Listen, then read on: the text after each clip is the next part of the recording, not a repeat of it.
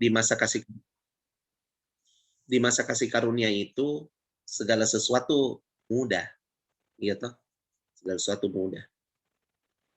Selalu ada kesempatan, gitu. Selalu ada kesempatan. Tapi saya mau kasih tahu, kita sekarang lagi berpindah masa. Kita ini sekarang lagi di ujung masa kasih karunia. Sedang berpindah ke masa yang saya sebut sebagai masa pengertian. Apa itu masa pengertian? Masa pengertian itu begini. Kita pribadi lepas pribadi dalam tanda kutip digiring, dipaksa dalam tanda kutip, dipaksa. Dalam tanda kutip ya, dipaksa untuk mulai berdinamika dengan Tuhan, punya hubungan dengan Tuhan secara pribadi dalam dimensi yang lebih dalam. Bayangkan, orang sakit isoman, artinya apa? Sendiri toh. Sudah tidak bisa lagi diminta dijenguk, minta didoakan, tidak bisa. Paling secara virtual begini. Itu pun juga secara virtual, kadang-kadang dokter bilang, tidak boleh pegang HP terus-terus. Kayak saya dengar itu, beberapa orang punya kesaksian begitu. Tidak boleh pegang HP terus-terus, nanti tidak bisa istirahat. Wih, betul-betul feel lonely. Merasa sendiri.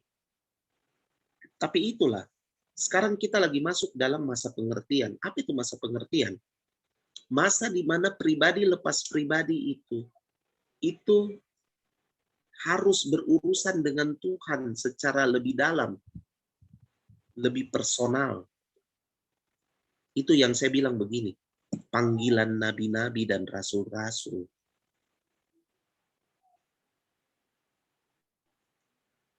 Kenapa? Kenapa itu masa pengertian itu? Nah, coba lihat itu masa pengertian. Masa pengertian itu hanya dapat diserap oleh orang-orang yang memang seperti yang digambarkan Roma 8 ayat 28. Bukan Roma 8 ayat 28. Roma 8 ayat 28 dibilang kita tahu sekarang bahwa Allah turut bekerja dalam segala sesuatu untuk mendatangkan kebaikan bagi mereka yang mengasihinya, yaitu orang-orang yang terpanggil sesuai dengan rencana Allah. Nah, coba perhatikan itu. Orang yang mengasihi Tuhan itu disimpulkan oleh Paulus sebagai mereka yang terpanggil. Kata terpanggil di situ menunjukkan availability, ketersediaan, inisiatif, terpanggil. Terpanggil untuk apa? Dicocokkan, disesuaikan dengan apa saja yang Tuhan mau.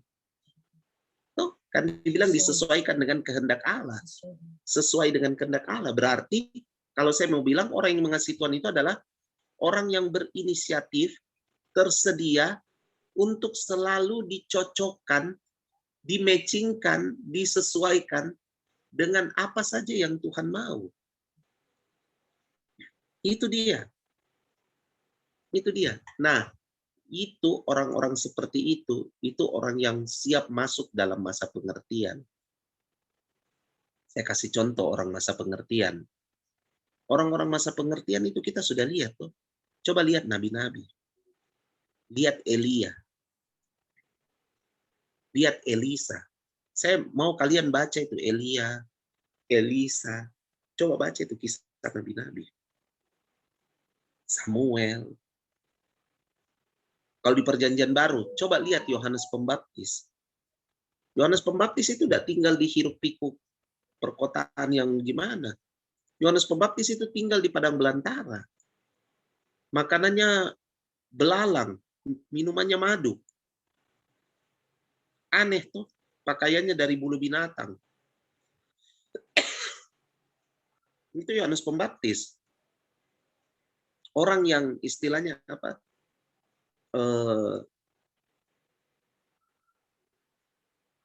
Cuma mau dicocokkan saja sama kehendak Allah. Nah, dalam perjalanan saudara disesuaikan dengan apa saja yang Tuhan mau itu, disitulah saudara akan melihat bahwa ternyata saudara itu lain sendiri dengan orang-orang. Makanya Smyrna ini dibilang gini, aku tahu kesusahan. Dari manakah pangkal kesusahan dan kemiskinan jemaat Smyrna ini sebenarnya? Dari itu, yang mau terpanggil untuk dicocokkan dengan apa saja yang Tuhan mau. Mau tidak, saudara? Coba lihat kehidupannya Yohanes Pembaptis. Yohanes Pembaptis itu, ini karena Angel dengan Rina khotbah kemarin, pernah terpikir tidak bahwa Yohanes Pembaptis itu adalah seorang anak dari keturunan yang sangat terhormat dan terpandang di Israel. Ya toh, istilahnya di sini dia kayak anak pendeta besar lah begitu. Kalau kita di Makassar mungkin dia anaknya pendeta Yusa Kandoyo kah, pendeta Paulus Jedidja kah, pendeta Yusaka di Siswantoro kah, pendeta Da Costa kah. Pokoknya dia anak hamba Tuhan yang legend. Papanya kan itu imam. Iya toh, Zakaria. Itu kan legend. Nah, waktu Yohanes lahir, kan peristiwanya itu mujizat. Iya toh, orang tahu Elizabeth itu mandul. Tiba-tiba Elizabeth hamil. Elizabeth bilang, Tuhan telah menghapus aibku. Elizabeth itu mungkin berpikir soal dia punya aib. Tapi Tuhan tidak berpikir hanya sampai di menghapus aibnya dia. Sebab Tuhan mau yang lain tentang Yohanes Pembaptis. Iya. Sekarang, iya. Coba pikir. Waktu anaknya besar, kira-kira bagaimana itu Zakaria dengan Elizabeth menghadapi Yohanes yang melayani tidak seperti track bapaknya? Kira-kira. Mungkin saja ini seperti G bilang, Elizabeth langsung bilang gini, adeh, aib. Tidak sesuai ini dengan Pace. Bisa mungkin dia bilang sama suaminya, aduh sayang, kenapa tidak diarahkan itu anakmu? Kenapa dia? Saya langsung jadi ingat Paceku tuh. Paceku kan maunya saya itu pendeta-pendeta yang sampai Paceku punya cita-cita itu tanah di Manado dibangunkan gereja, terus saya jadi gembala sidang di situ gitu. Paceku mau saya jadi ya yang begitu-begitulah. Ya, tapi tiba-tiba saya melayani, saya menginjil yang bagaimana-bagaimana. Wih, Paceku tuh kayak patah hati begitu. Paceku tuh kayak, ih, kenapa pelayanan begitu? Kok mesti, aduh. Ya saya bayangkan coba deh itu Yohanes Pembaptis. Berdiri cuma pakai baju bulu binatang, makan madu, minum madu, makan belalang. Deh.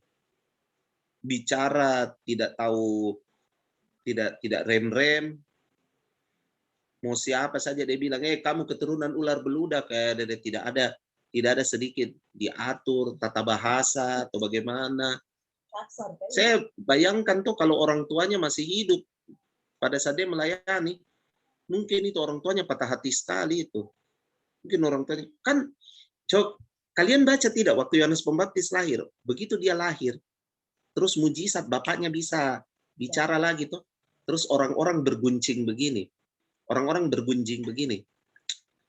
akan jadi seperti apa anak ini pada saat besarnya ya? Weh, pasti bayangan orang-orang adalah dia akan jadi imam seperti bapaknya, bahkan melampaui, dia akan lebih legend, akan lebih begini. Tiba-tiba kalau film itu toh, kalau kayak SpongeBob bilang ya 20 tahun kemudian, 20 tahun kemudian, tiba-tiba Yohanes Pembaptis cuma berteriak di ujung-ujung jalan, berteriak di Sungai Yordan. Bertobatlah, sebab kerajaan surga sudah dekat deh. Beda jauh dengan ekspektasi. Nah, coba pikir-pikir, kalau kita masuk dalam masa pengertian itu dia. Itu masa pengertian. Masa pengertian itu masa di mana waktu kau memasuki itu, kau full dengan Tuhan, tapi orang tidak mengerti kau. Orang kayak rasa deh, aneh-anehmu sekarang. Kenapa Kak? Hal yang mudah kok bikin susah gitu. Kenapa kau tidak simpel sekali, terlalu benar atau apa? Kayak gitu. Nah, kamu tahu yang seperti itu, disitulah pangkal kesusahannya kita nantinya. Iya, di situ pangkal kesusahannya kita. Saya pause dulu ini rekaman, nah, karena saya mau bicara hal yang sensitif. Kekristenan itu ke depan akan semakin ditekan. Kalian bela tidak punya Telegram, saya itu ada kirim di Telegram sebenarnya. Baru-baru ini ada gerakan Global Middle Finger. Kalian mengerti tidak? Global Middle Finger. Minta maaf ini, minta maaf. Dari tengah. Global Middle Finger for Christianity. Oh iya. Saya share screen-nya, nah. Saya share screen-nya.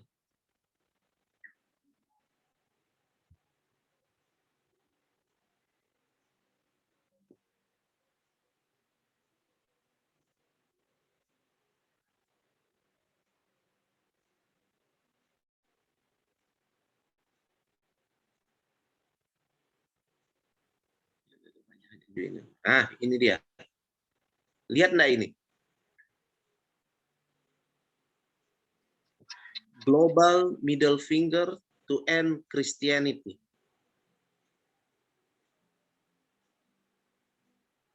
Jadi mereka mau kasih tanda ini, jari tengah, sebagai persetujuan bahwa mereka mau mengakhiri kekristenan. Ini dia, ini beritanya baru loh.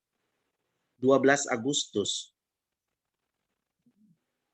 Ini apa penggenapan dari 2 Tesalonika 2 ayat 9 sampai 12. Ini anak-anak muda semua ini. 2 Tesalonika 2 ayat 9 sampai 12.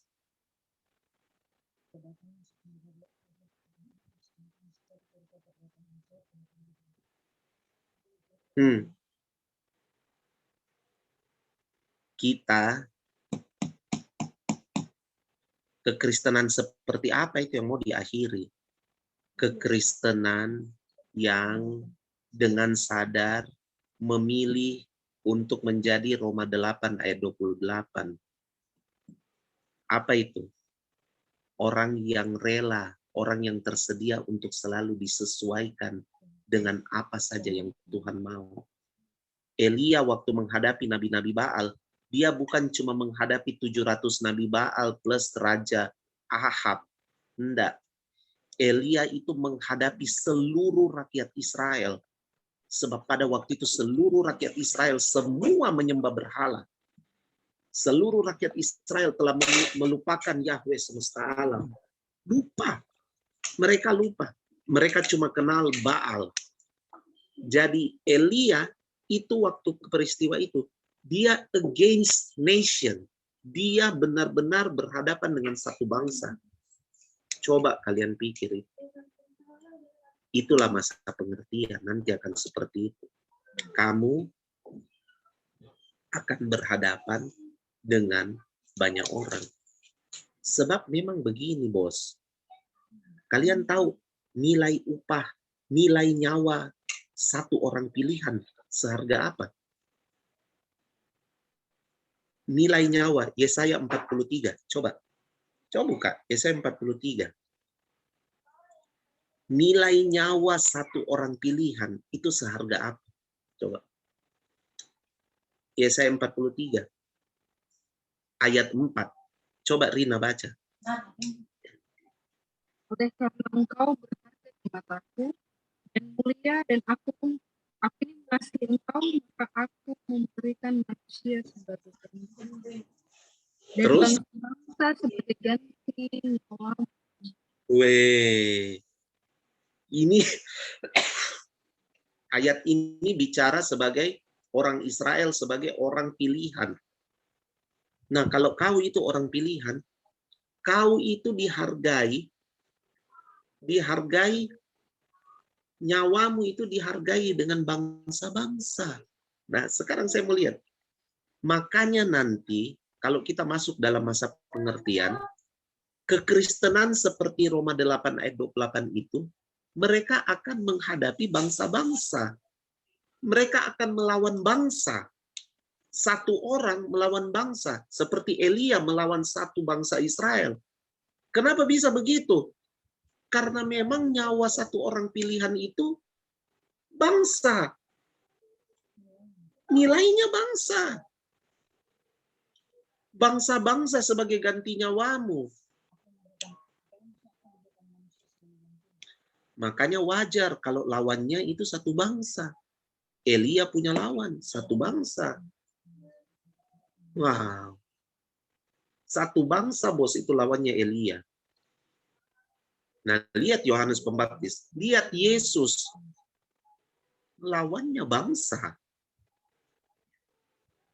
Lawannya bangsa. Siapa yang menyalibkan Yesus? Bangsanya sendiri. Itu dia.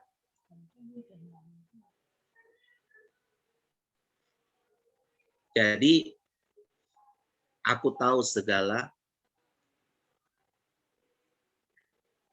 kesusahanmu dan kemiskinanmu. Jadi kalau mau tahu, sebaiknya begini, kalau kita susah, kalau kita miskin, kita harus temukan pangkalnya itu adalah karena kita telah hidup sesuai Roma 8 ayat 28.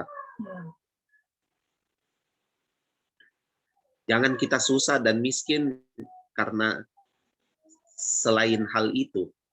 Aduh, kalau selain hal itu ya berarti saudara bertobatlah. Tapi kalau kesusahan dan kemiskinan kita itu oleh karena Roma 8 ayat 28, itu di mata Tuhan Yesus bilang apa? Namun engkau kaya. Ya kan? Dia tulis itu. Aku tahu kesusahanmu dan kemiskinan, namun engkau kaya.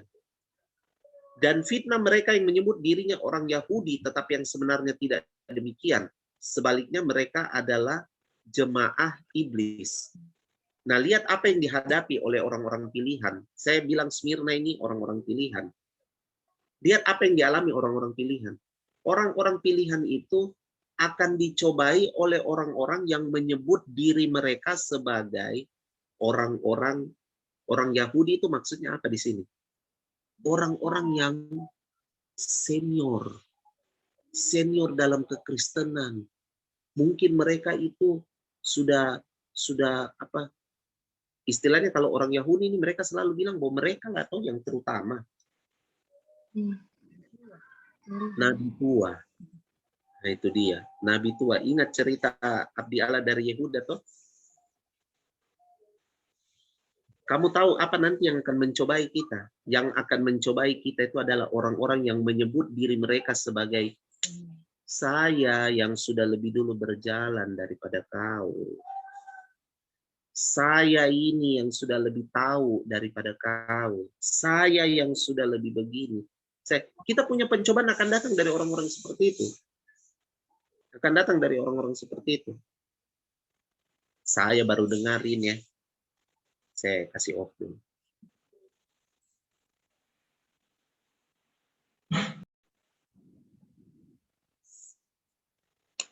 Nah, ayat 10. Jangan takut terhadap apa yang harus engkau derita. Kalau kita sebagai orang yang mau disesuaikan dengan apa yang Tuhan mau, firman Tuhan datang. Jangan takut terhadap apa yang harus. Ternyata memang ada yang harus diderita oleh orang-orang yang disesuaikan dengan kehendak Tuhan. Tapi Tuhan bilang, jangan takut terhadap apa yang harus engkau derita. Saya betul-betul ini, saya bilang, aduh Tuhan, ternyata memang kalau harus, bagaimana?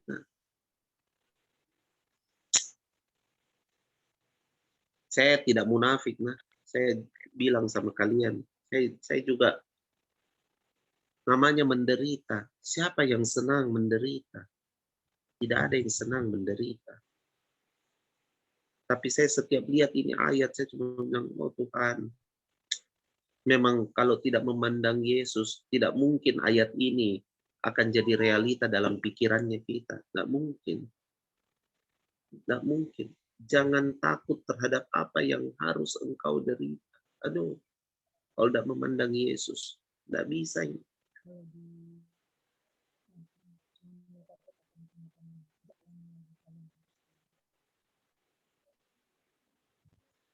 Jangan takut pada penderitaan yang tidak lama lagi kalian harus alami.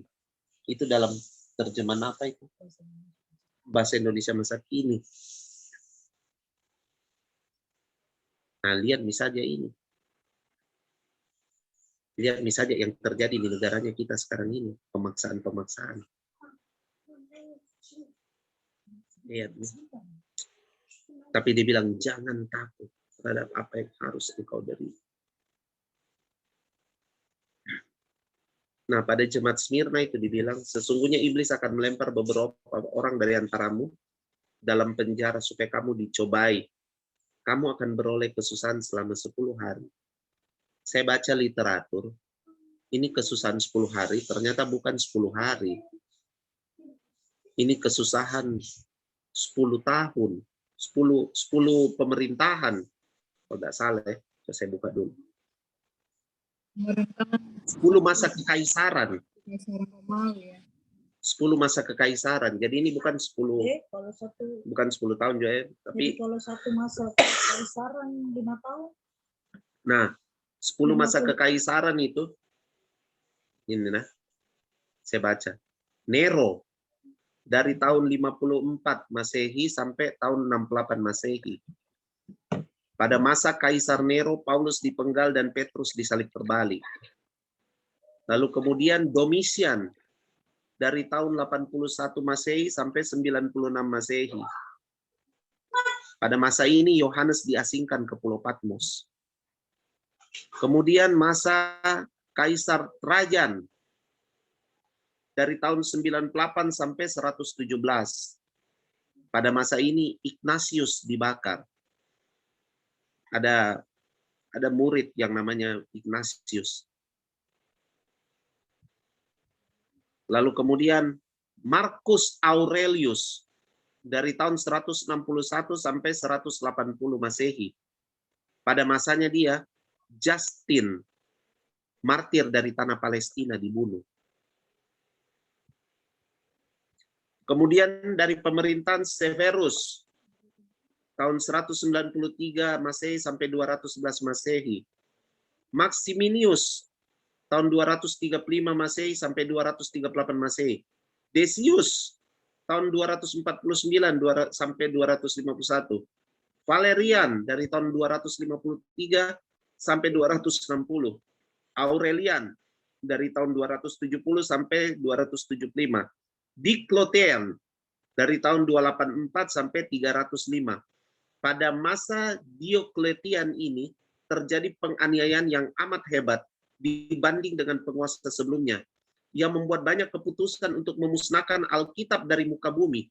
Dan juga banyak anak-anak Tuhan ditangkap dan dibawa ke Kolesium untuk dijadikan makanan bagi singa-singa yang lapar. Dijadikan makanan bagi anjing-anjing liar. Dibakar dengan ter dan minyak. Pada masa 156 pada tahun 156 Masehi, murid Yohanes yang bernama Polikarpus direbus hidup-hidup di minyak penggorengan yang mendidih. Total korban diduga mencapai 5 juta anak-anak Tuhan menjadi martir pada masa 10 kekaisaran ini. Tuhan Yesus menguatkan anak-anaknya.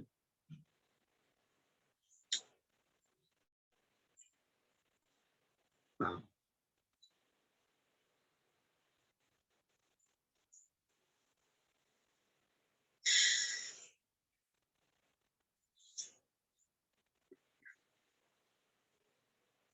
Hendaklah engkau setia sampai mati, dan aku akan mengaruniakan kepadamu mahkota kehidupan.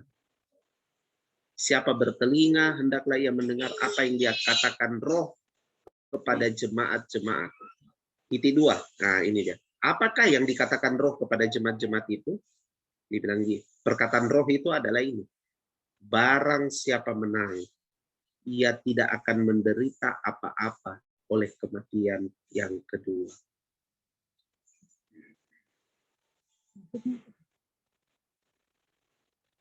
Kematian yang kedua ya kematian kekal. Bukan kematian ini. Kita tidak mendapat bagian di kematian yang kedua. Tidak menderita. Tidak ada apa.